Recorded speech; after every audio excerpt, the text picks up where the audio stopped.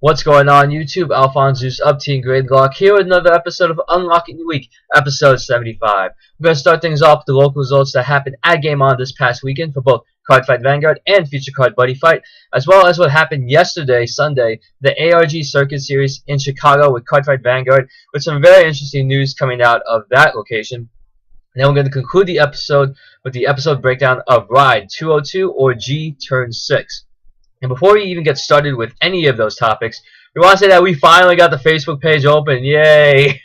I know I've been talking about this for the past few weeks or so, but I finally managed to get everything organized and together and finally put it out there. I'll put a link in the description down below to get to that Facebook page. You can go ahead and like it, because we're going to be doing daily posts, pictures, and other stuff as well, just to better interact with the community. I know that with the YouTube channel, we've been able to at least broadcast our videos X amount of times to other people. However, with Facebook, it gives us a little more of a direct connection with the one-on-one viewer or fan of Team Gradelock. So check that out, and we're going to post up dailies every single day. I'm going to be handling most of the content for the first few weeks, and then after settling into the schedule, I'll have some of the other members of Team Gradelock come in, so they can put up their pictures, memes, etc. Because we're all excited to finally get, alright, we finally on Facebook.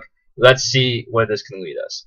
So moving into the local results that happened. I was not there on Friday, as it seems that will be a common theme for me now. I try to show up on Wednesday at least, if school permitting, but at least I would show up every single Saturday to come in, play Cardfight Vanguard tournaments or Future Card Buddyfight tournaments, whatever the case may be.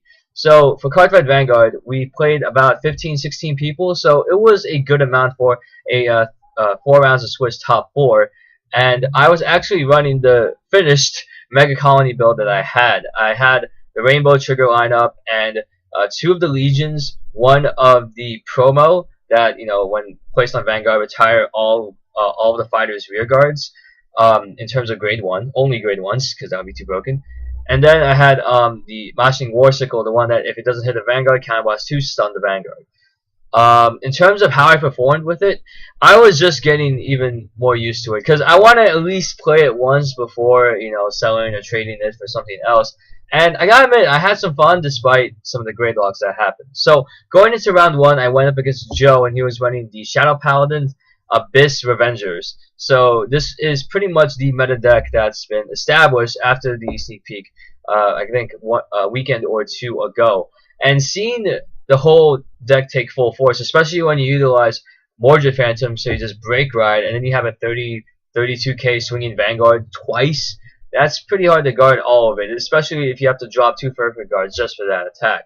But that power swing you get is pretty crazy, because the thing is, you have Macart on the side, and when the Vanguard performs Legion, not only you get another rear guard off of his effect, but don't forget the break ride skill, where you get to call another rear guard and add a plus 5k. So you can virtually add a brand new column that'll be swinging for 21k by itself. So you're going to need a guaranteed 15k drop on that rear guard column alone, if the player playing the Revengers doesn't put on all those triggers from the restands from Abyss.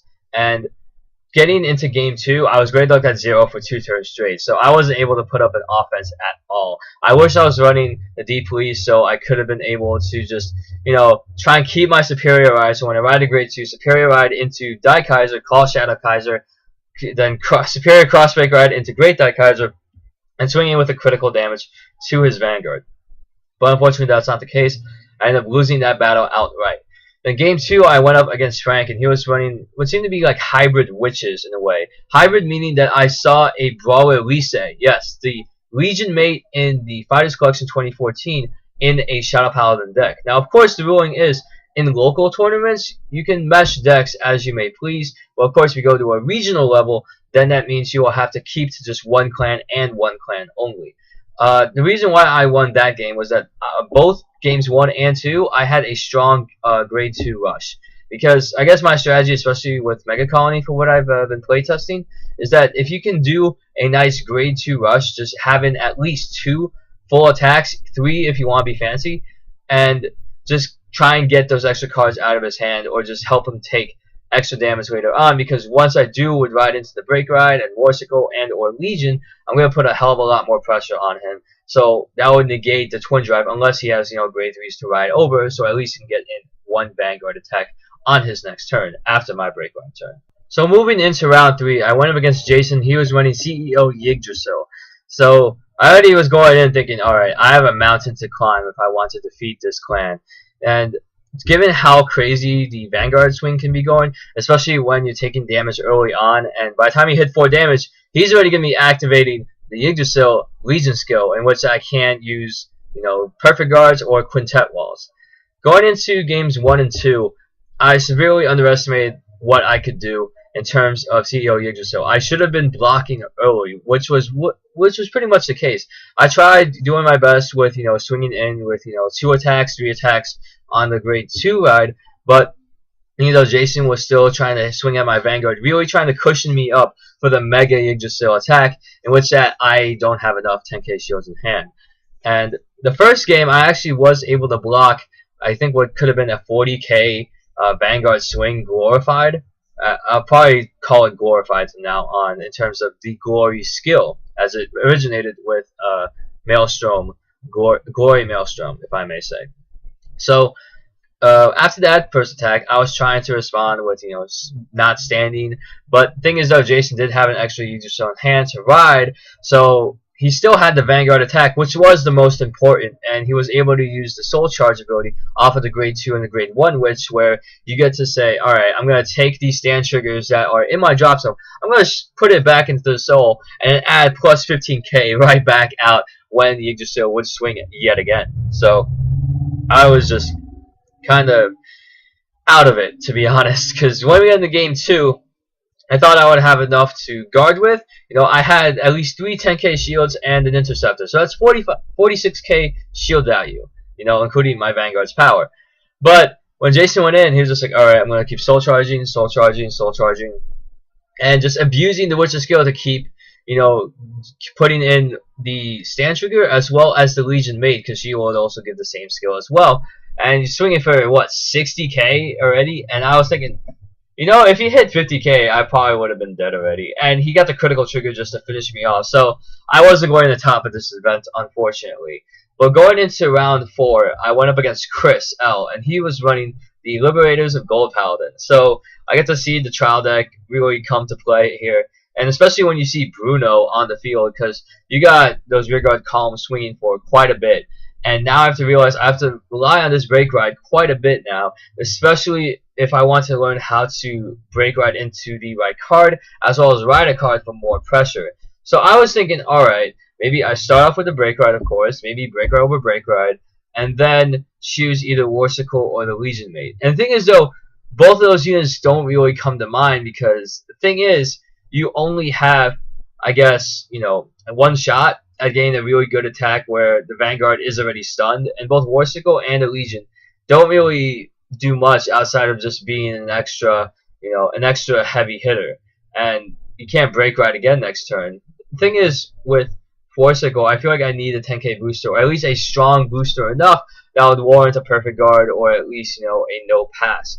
And with Legion, I don't have that much of a problem. It's just that running only 2 of the Legions and the Legion Mates, that means that his skill will probably not even go off, because that's what happened in both of the Gold Paladin games, where I rode into the Legion, but I already knew that I saw a Legion in the damage zone, a grade 2 in the drop zone, and that was my only other Legion pair, so I had no chance. I would just be swinging for 20k.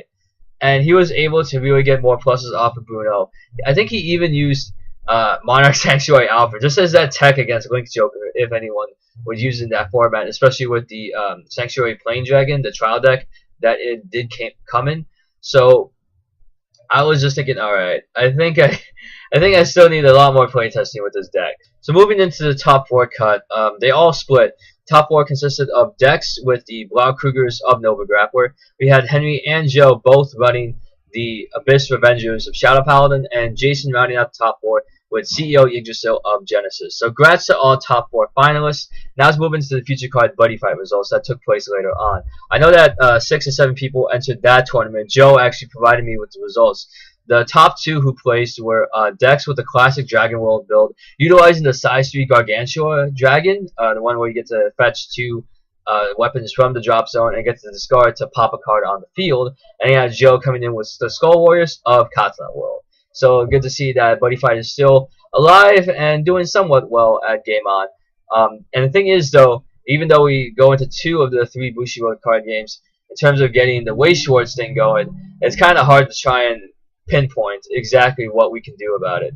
I know that we've been trying to see if we can set up tournaments. I know Thursday has usually been the prime day in terms of just having a tournament, because Fridays and Saturdays usually Team Gradelock, they always go to Game On for, Cardfight Vanguard or Future Card Buddyfight. But for Thursday, we've seen that Comics and Toys not only do have the supplies for running Way Schwartz tournaments, but they have ran it before. I've actually mentioned some of the results from there in some of my previous vlogs. You probably have to go back dozens and dozens of vlogs to maybe even last year if that's the case. But anyways, so moving into the national level, or at least the regional level, we actually had the ARG circuit that took place in Chicago, the same place for the national tournaments that Bushiroad hosted just the other day. We actually had Mr. Robbie Cole actually take the top spot out of the 200 plus players that entered. I'll put a link in the description down below just so you can get to that article, because not only does it have a breakdown of the final match between the two, but an actual video of Game 3.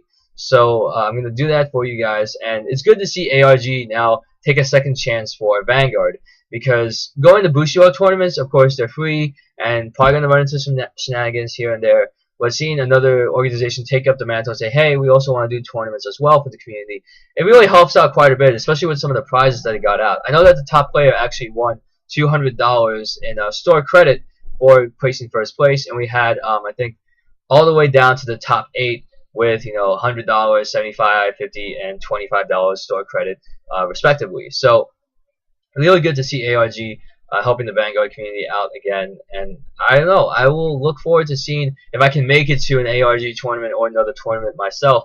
It's that, with school and trying to do this paralegal studies so that I can become a lawyer one day, yeah, that's going to kind of take a little bit of priority, but I do want the chance to travel a bit and go to these tournaments and test my luck and test my skill against card fighters from other different regions, because, Cardfight Vanguard, it kind of changed my life in a way, because, hey, I managed to find this group of people that, I can tolerate, that I like to hang out with, and we just build a community and just display our shenanigans to YouTube and the world beyond. So I look forward to see where this road can take us, at least as a team. So moving on into the final portion, we're going to be going into the episode breakdown for Cardfight Vanguard, Ride 202 or G Turn 6. So spoiler alert, if you haven't seen the episode yet, you can pause and close the video, go watch that episode, come back right here so you can talk about it, or if not, you can just close out the video and be on your merry way. So Ride 202, or Mamoru Anjou, we get to be introduced formally to the older brother of Tokaha,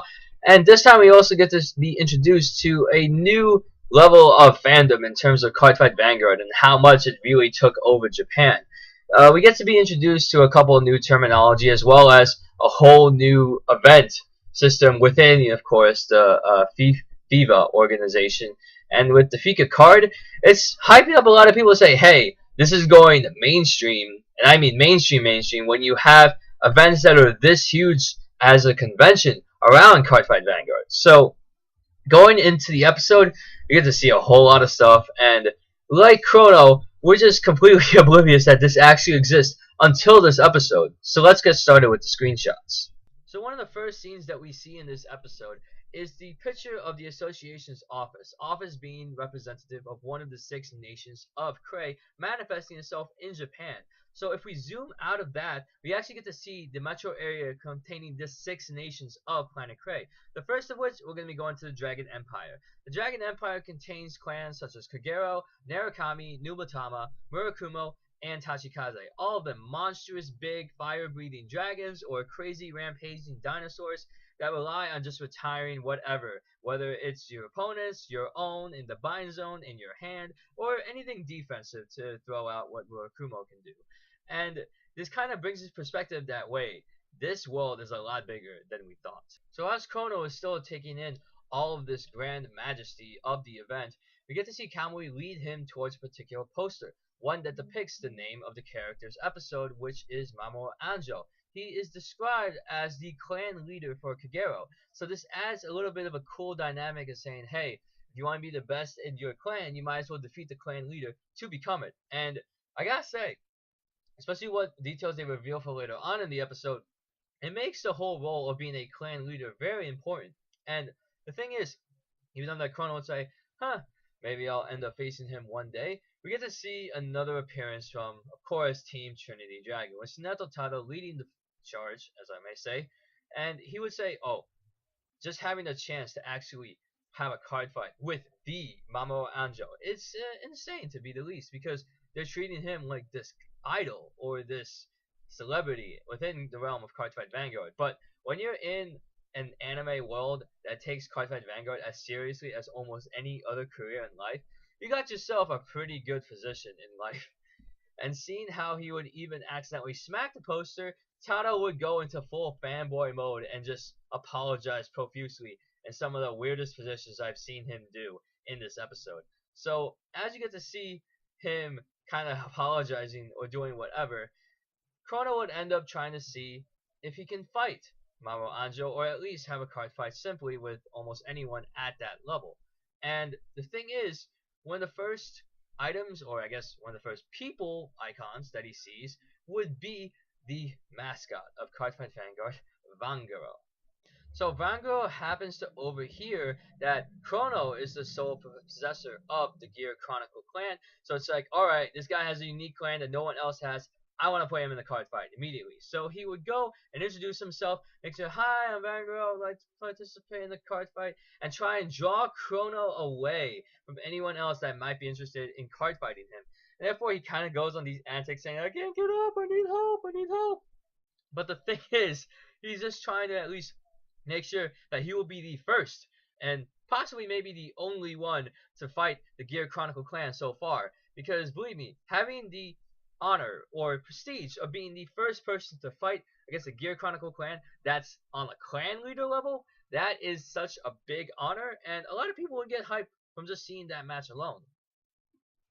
So as Vanguard would lure Chrono away from the crowd in order to have a card fight with him, we see Mamoru all of a sudden have a little bit of suspicion, because as he would murmur Vanguard's name underneath his breath, he automatically immediately realizes that, oh, that's the branch chief. That's the guy that wants to face him first. And he ends up notifying it and being so unbelievably pissed and say, branch chief, I'm gonna get you. And ends up almost like running away in this hilarious chase in which that he pretty much Vanguard is now left to his own devices to think, okay, what am I gonna do? I have to make sure that I can card fight him and to make sure that nobody else knows that this is the guy that has the very fabled Gear Chronicle deck. So what do we see next? We get to see him taken into one of the card fight areas in the crowd with everybody else. Now, of course, a lot of people would kind of not realize or just have a little bit of an off chance to say, hey, that's just Vanguard doing off his own thing against some other random card fighter that I may not know. But what's more interesting is that we have a quest that was given out in this episode.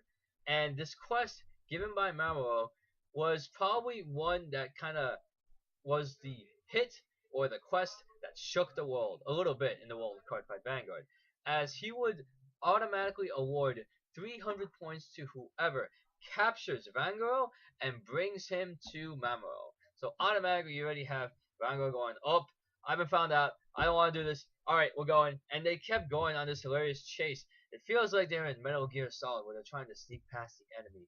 And of course, you don't want to kill the enemy, but still, this is something you don't want to deal with, because dealing with a lot or a crowd of Vanguard card fighters is pretty bad, especially when this supposed quest gives out 300 points.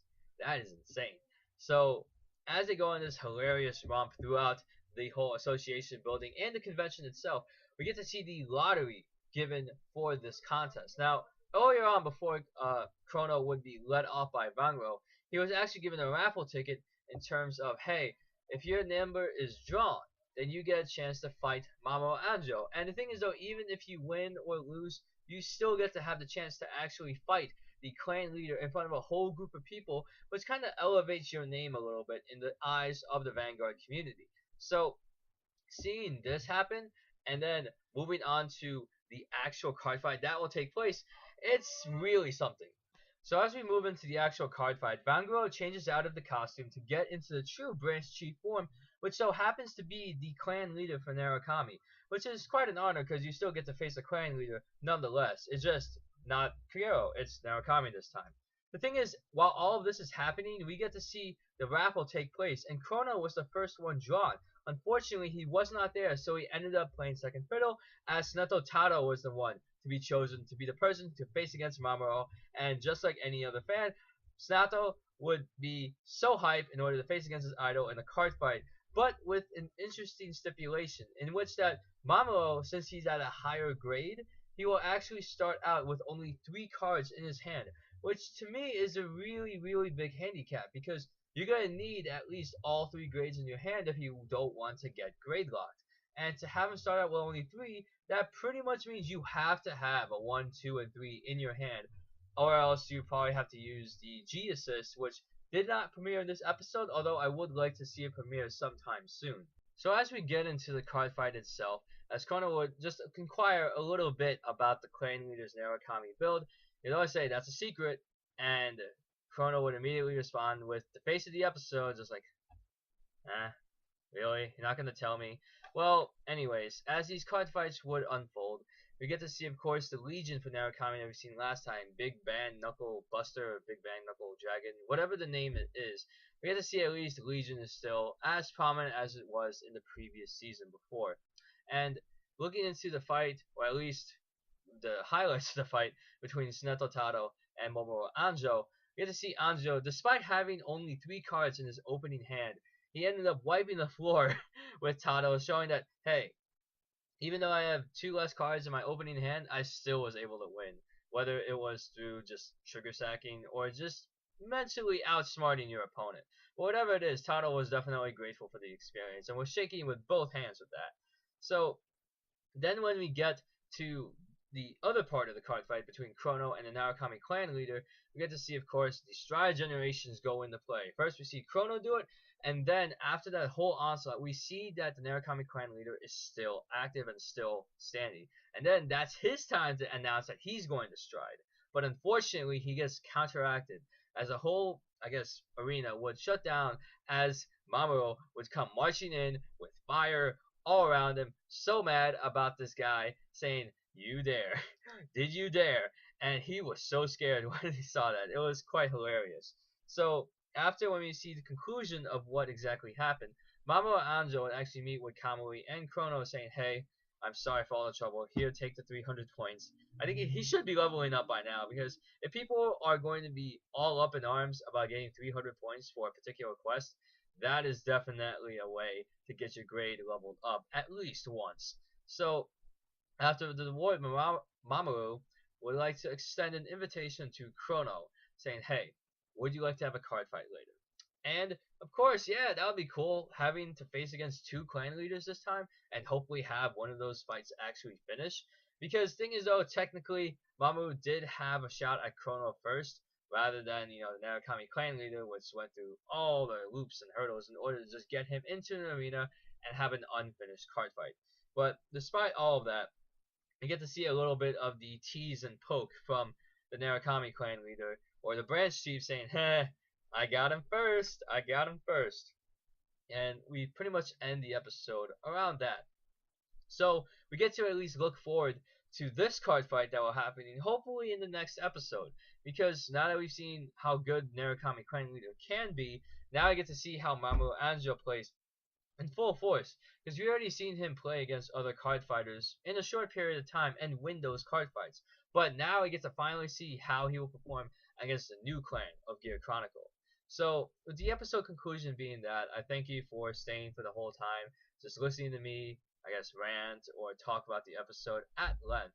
And the thing is, if you guys want to see more episode breakdowns, you can comment down below with them.